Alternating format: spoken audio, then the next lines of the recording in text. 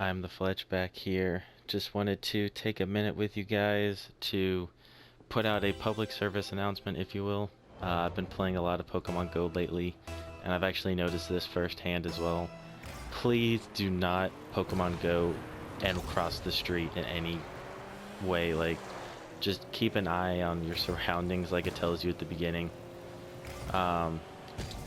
Just please, like, I've seen so many articles of people stopping in traffic, people stopping like in the middle of the road, people trying to play Pokemon Go in the car. Like, you can just wait for the vibration and you can play then. Like, you don't have to keep your eyes glued to it. That being said, I wanted to do a couple tips and tricks that people may not have heard of. One of them actually pertaining to if you have to play Pokemon Go in the car. Let's say if you are a passenger and you're just trying to pass time and whatnot. What you can do, and not many people know about, if you let's say an EV comes up in your radius and you're like, oh, I'm gonna catch that. So you click on it. That moment you click on it, it is actually tied to your person. So I know everyone is, when they play Pokemon Go in the car, they're freaking out because they need to stop the car and everything. And it's actually not the case. I'm not saying to do this at home, but I have actually played this game going 40 miles an hour down the road while on my way to lunch, just to see if there's anything good in some neighborhoods. That being said, I noticed this firsthand from doing so, that the Pokemon, like, I was clicking down and I saw an Ekans, so I just quickly clicked on the Ekans, and it followed me all the way until I got to the lunch destination. That being said, it is very glitchy in that it will do the Pokemon drop glitch, where the Pokeball itself will close with the Pokemon inside and then fall to the ground, and then nothing will happen for a while. If you're sitting still, let's say you're just walking around and this happens, the easiest way to get around it is wait for the game to update. That little white Pokeball symbol in the corner, wait for that to fully disappear. At least that's what I do. And basically restart your app. And when you do that, it'll regroup itself with Google Earth. And it should, like, I would say easily over 90% of the time, it'll respawn that Pokemon right next to you. However, if it is, say, a rare one, that's the only downside, is that their spawning times are so finicky and rare to begin with that it may not spawn again, but if you just hold out for a little bit, it should regroup itself and thereby respawn it for you.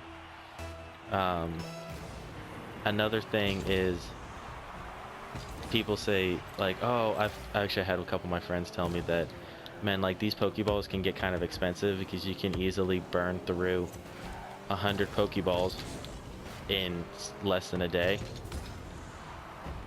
Like, if you just go out to your local mall, you will definitely spend more than 100 Pokeballs easy, just because there's so much stuff around and it's just XP. That being said, I haven't been able to confirm this on my own, but I have seen posts about it that apparently you can, if you miss the Pokeball throw, you can actually click on the Pokeball and it's supposed to regroup it. It's supposed to bring it back into your items. I have not been able to confirm this, or if I have, I just haven't noticed it, kind of thing. But supposedly that exists. Like I said, I haven't confirmed it, so take it with a grain of salt. One thing I have confirmed, though, is this rumor. Everyone's been trying to level up their EVs and stuff to basically evolve them into Empyreons, Flareons, and Jolteons. However, for the most part, not many people have been able to determine which one you are actually going to get. There doesn't seem to be any kind of similarity or connection, if you will, between the Pokemon's weight, height, stuff like that. Stuff that in the actual Pokemon game, it does determine. There doesn't seem to be a personality or that many stats, if you will. So it's very difficult to find any kind of determining factor. However, most people have been able to confirm this as well. There's a bit of an Easter egg, if you will. I don't know if you guys remember the Pokemon episode where Ash went to the gym that had 3 evolutions on it. There was all the 3 main ones, the water, fire, and electric one. That being said, the names of those 3 EVs are, in fact, if you put them as your name, you will get that evolution. So for fire, if you put Pyro, Pyro, you'll get Flareon. If you put Sparky, you will get Jolteon. And if you put Rainer, Rainer, you will get Vaporeon. And of course, another tip if you're going to do this as well, I don't know if you guys have noticed, but there's a curve above the Pokemon that involves its combat point curve. Pretty much that is the maximum, the end of that curve is the maximum amount of combat points that Pokemon can have at your trainer level.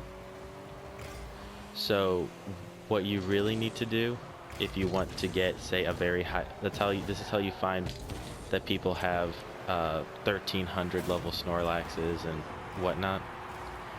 Basically what they do, if it has an evolution, what you're going to do is basically get that CP as high as you can in that curve, and then after you do that, once you evolve it, it will thereby be a much stronger one. Like if you have a Pidgey with, say, 232, but you have a Pidgeotto with 275, and you're like, oh, I want to go ahead and evolve the Pidgeotto because, like, it's obviously a much higher score, you're actually going to get a stronger Pidgeotto out of that Pidgey, and thereby get an even stronger Pidgeot than if you went with the Pidgeotto. So definitely, if you're going to evolve your Eevee into a very strong Vaporeon, Flareon, or Jolteon, make sure its CP is really high up there. As well as if you have a Pokemon that has 3 evolutions, like your starters and whatnot, apparently what I've noticed as well is the what's the word for it? The evolutions, if you power them up, let's say that Bulbasaur only gets about 9 CP score per power-up, which can cost a lot in regards to the Bulbasaur candies because they're very rare to come by. Basically, you're only going to get 27 out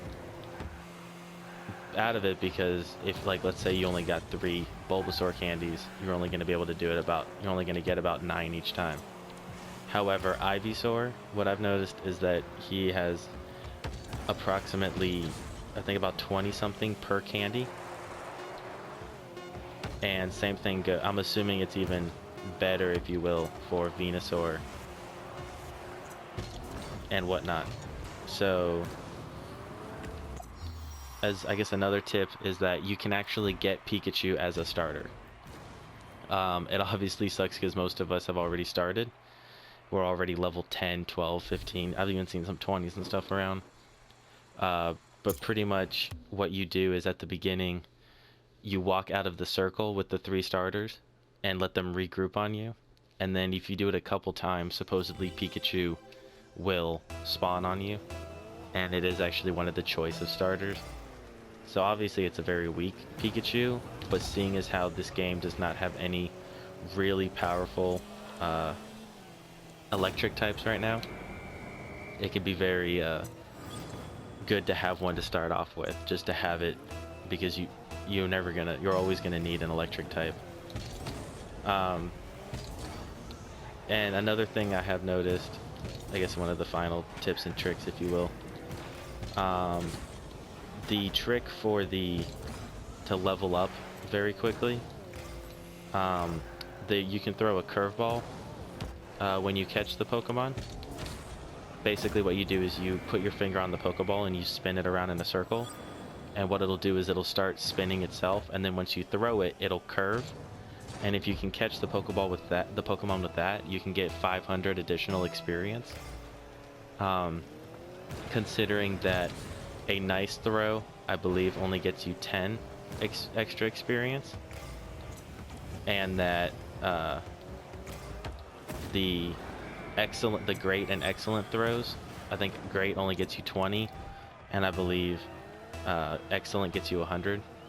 That it's a very good way to level up, assuming that you activate a lucky egg, which is definitely recommended because it doubles all of your XP. So if you actually time it right, you can evolve a lot of Pokemon, and evolving generally gives you, I think it's like 500 experience per evolution. So basically you'll be getting 1,000 XP per evolution you do. And if you have a bunch of eggs that can hatch, make sure you do it with that lucky egg, because you'll get 1,000 experience per egg, as well as another 1,000 if it is in fact a Pokemon you don't already have. Because basically, I know eggs have a very high rate of giving you stuff that you don't normally get. But yeah, you know, that's pretty much my tips and tricks, if you will, stuff I've noticed through playing Pokemon Go. Hope everyone is enjoying it as much as I am. It's really fun, and I can't wait to see what they continue to add with it. But yeah, you know, hope everyone has a great week, and let me know if you have any tips or tricks in the comment section. I would love to hear about them. Figured we should all help each other, if you will. And yeah, you know, hope you all have a great week, and I will see you all in the next episode. Take care, everybody.